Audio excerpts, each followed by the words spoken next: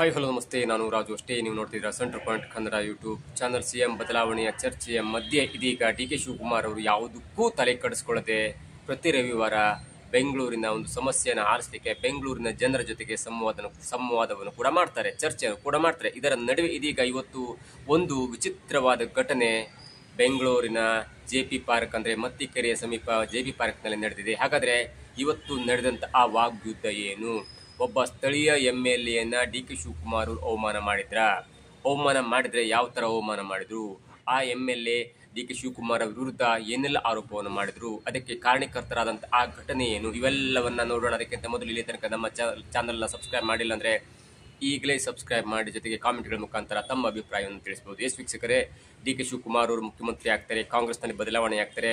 September ಕ್ರಾಂತಿ ಅಂದು ಮನೆಗೆ ಹೋಗಾಯಿತು. ಇದೀಗ ಅಕ್ಟೋಬರ್ ಮುಗಿದು ನವೆಂಬರ್ ಕ್ರಾಂತಿಯ ಕಡೆಗೆ ಎಲ್ಲರೂ ಮುಖ ಮಾಡಿ ನಿಂತಿರುವಾಗ ಡಿ.ಕೆ. ಶಿವಕುಮಾರ್ ಅವರು ಬೆಂಗಳೂರಿನ ಅವ್ಯವಸ್ಥೆಯ ಕುರಿತು ಪ್ರತಿ ರವಿವಾರ ಜನರ ಜೊತೆ ಸಂವಾದವನ್ನು ಕೂಡ ಮಾಡ್ತಾರೆ. ಜನರಿಗೆ ಏನು ತೊಂದರೆಯಾಗಿದೆ, ಜೊತೆಗೆ ಜನರ ಅಹವಾಲನ್ನು ಕೂಡ ಸ್ವೀಕಾರ ಮಾಡಿ ಅದನ್ನು ಅಧಿಕಾರಿಗೆ ಹಸ್ತಾಂತರ ಮಾಡಿ ಅಲ್ಲಿನ ಒಂದು ವ್ಯವಸ್ಥೆಯನ್ನು ಸರಿ ಮಾಡಲಿಕ್ಕೆ ಪ್ರತಿ ರವಿವಾರ ಕೂಡ ಜನರೊಟ್ಟಿಗೆ ಅವರು ಬೆರೀತಾರೆ.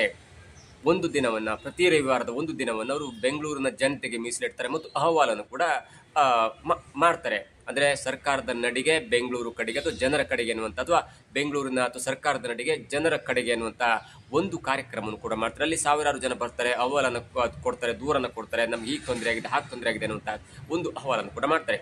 ಸರ್ಕಾರ ಅಂದ ಕೂಡಲೇ ಅಲ್ಲೊಂದು ಪ್ರೋಟೋಕಾಲ್ ಇರುತ್ತೆ. ಯಾರೋ ಒಬ್ಬ ಮಿನಿಸ್ಟರ್ ಬರ್ತಾರೆ ಅಥವಾ ಯಾರೋ ಒಬ್ಬ ಎಮ್.ಎಲ್.ಎ ಬರ್ತಾರೆ, ಅಥವಾ ಸರ್ಕಾರ ಕಾರ್ಯಕ್ರಮ ಅಂತೂ ಅಲ್ಲೊಂದು ಪ್ರೋಟೋಕಾಲ್ ಇರುತ್ತೆ. ಅಲ್ಲಿ ಫ್ಲೆಕ್ಸ್ ಹಾಕುವಾಗ ಅಲ್ಲೊಂದು ಪ್ರೋಟೋಕಾಲ್, ಅಂದರೆ ಕಾರ್ಯಕ್ರಮಕ್ಕೆ ಒಂದು ಪ್ರೋಟೋಕಾಲ್ ಇರುತ್ತೆ. ಅಂದರೆ ಹೈಯರ್ ಪ್ರಯಾರಿಟಿ ಇರುವಂಥ ಒಬ್ಬ ವ್ಯಕ್ತಿ ಹೆಸರು ಮೊದಲೇ ಇರುತ್ತೆ. ಅದಾದ ನಂತರ ಎಮ್.ಎಲ್.ಎ ಬರ್ತಾರೆ ಅಥವಾ ಎಂ.ಪಿ ಬರ್ತಾರೆ, ಎಂ.ಪಿ ನಂತರ ಎಮ್.ಎಲ್.ಎ ಬರ್ತಾರೆ. ಈ ಒಂದು ಪ್ರೋಟೋಕಾಲ್ ಇರುತ್ತೆ. ಆದರೆ ಇವತ್ತು ನಡೆಸಿದಂಥ ಕಾರ್ಯಕ್ರಮದಲ್ಲಿ ಅಂಥ ಒಂದು ಪ್ರೋಟೋಕಾಲ್ ನಿಯಮ ಪಾಲನೆಯಾದ ಬಗ್ಗೆ ಎಲ್ಲೂ ಕಾಣಿಸಲ್ಲ. ಯಾಕಂದರೆ ಅಲ್ಲಿ ಡಿ.ಕೆ. ಶಿವಕುಮಾರ್ ಅವರ ಫೋಟೋ ಇರುತ್ತೆ ಮತ್ತು ಸರ್ಕಾರದ ಫೋಟೋ ಇರುತ್ತೆ ಮತ್ತು ಆ ಸರ್ಕಾರದ ಒಂದು ಸಂವಾದದ ಒಂದು ದೊಡ್ಡ ಟೆಕ್ಸ್ಟ್ ಕೂಡ ಇರುತ್ತೆ. ಡಿ.ಕೆ. ಶಿವಕುಮಾರ್ ಅವರು ಆ ಕಾರ್ಯಕ್ರಮ ಆಯೋಜನೆ ಮಾಡ್ತಾರೆ ಮತ್ತು ಅಧಿಕಾರಿಗಳ ಜೊತೆ ಇರ್ತಾರೆ. ಅಲ್ಲಿ ಅನೇಕ ಜನರು, ಸಾವಿರಾರು ಜನರು ನೆರೆದಿರ್ತಾರೆ. ಜೆ.ಪಿ. ಪಾರ್ಕಲ್ಲಿ, ಅಂದರೆ ಮತ್ತಿಕೆರೆಯ ಜೆ.ಪಿ. ಪಾರ್ಕಲ್ಲಿ ಕಾರ್ಯಕ್ರಮ ಆಗುತ್ತೆ. ಅಲ್ಲಿ ನೂರಾರು ಜನ, ಸಾವಿರಾರು ಜನ ಬಂದು ತಮ್ಮ ಅಹವಾಲನ್ನು ಕೊಡ್ತಾರೆ ಮತ್ತು ಚರ್ಚೆ ಎಲ್ಲ ಆಗುತ್ತೆ.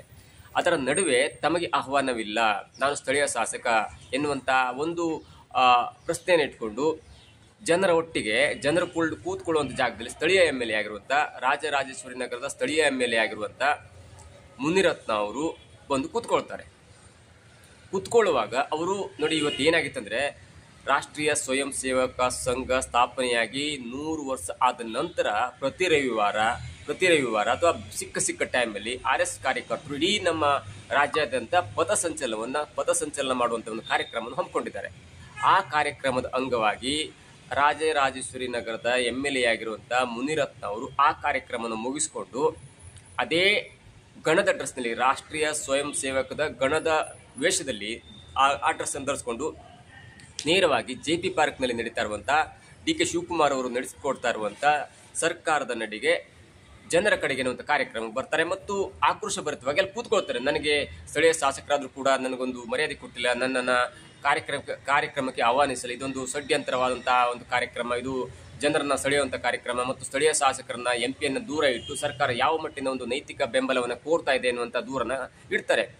ಆ ಸ್ಥಳೀಯ ಎಮ್.ಎಲ್.ಎ, ರಾಜರಾಜೇಶ್ವರಿ ನಗರದ ಸ್ಥಳೀಯ ಎಮ್.ಎಲ್.ಎ ಆಗಿರುವಂಥ ಮುನಿರತ್ನ ಅವರು ಕೂತ್ಕೊಂಡಿರುವುದನ್ನು ನೋಡಿದಂಥ ಡಿ.ಕೆ. ಶಿವಕುಮಾರ್ ಅವರು ಕರಿಟೋಪಿ ಎಮ್.ಎಲ್.ಎ ಬಾ ಇಲ್ಲಿ ಅನ್ನುವಂಥ ಒಂದು ಏಕವಚನದಲ್ಲಿ ಮಾತಾಡ್ತಾರೆ. ಅದು ಈಗ ದೊಡ್ಡ ಚರ್ಚೆಗೆ ಒಂದು ದೊಡ್ಡ ಆಹಾರವನ್ನು ಕೊಟ್ಟಂಗಾಗಿದೆ. ಮುನಿರತ್ನ ಬನ್ನಿ ಇಲ್ಲಿ ಅನ್ಬೋದಿತ್ತು, ಮುನಿರತ್ನ ಬಾ ಇಲ್ಲಿ ಅನ್ಬೋದಿತ್ತು, ಅಥವಾ RR ನಗರದ ಎಮ್.ಎಲ್.ಎ ಬನ್ನಿ ಇಲ್ಲ ಅಂತ ಹೇಳ್ಬೋದಿತ್ತು. ಆದರೆ ಯಾವುದನ್ನೂ ಲೆಕ್ಕಿಸದೆ ಡಿ.ಕೆ. ಶಿವಕುಮಾರ್ ಅವರು ಹೇಳಿದಂಥ ಆ ಮಾತಿದೆಯಲ್ಲ, ಕರಿಟೋಪಿ ಬಾ ಇಲ್ಲಿ ಅನ್ನುವಂಥ ಮಾತಿದೆಯಲ್ಲ, ಅದು ಈಗ ದೊಡ್ಡ ಚರ್ಚೆಗೆ ಗ್ರಾಸವಾಗ್ತಿದೆ. ಮತ್ತು ಆ ಕಾರ್ಯಕ್ರಮದಿಂದ ಡಿ.ಕೆ. ಶಿವಕುಮಾರ್ ಹೇಳಿದ ಕೂಡಲೇ ಸಿಟ್ಟಿನಿಂದ ಸ್ಟೇಜಿಗೆ ಹತ್ತಾರೆ.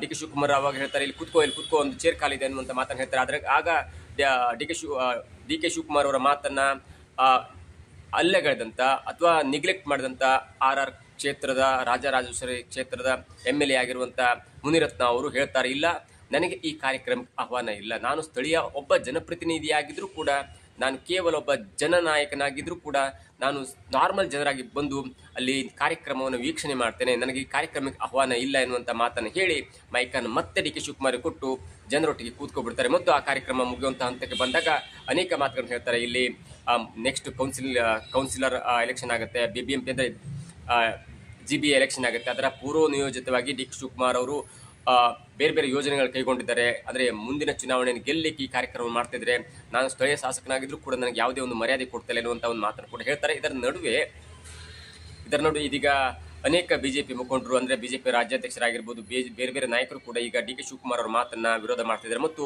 ಕರಿ ಟೋಪಿ ಎನ್ನುವಂತ ಮಾತಿದೆಯಲ್ಲ, ಅದು RSS ಸಂಘಕ್ಕೆ, RSS ಒಂದು ಸಂಸ್ಥೆಗೆ ಮಾಡಿದಂಥ ಅಪಮಾನ ಎನ್ನುವುದು ಇದೀಗ ದೊಡ್ಡದಾಗಿ ಚರ್ಚೆ ಆಗ್ತಿದೆ.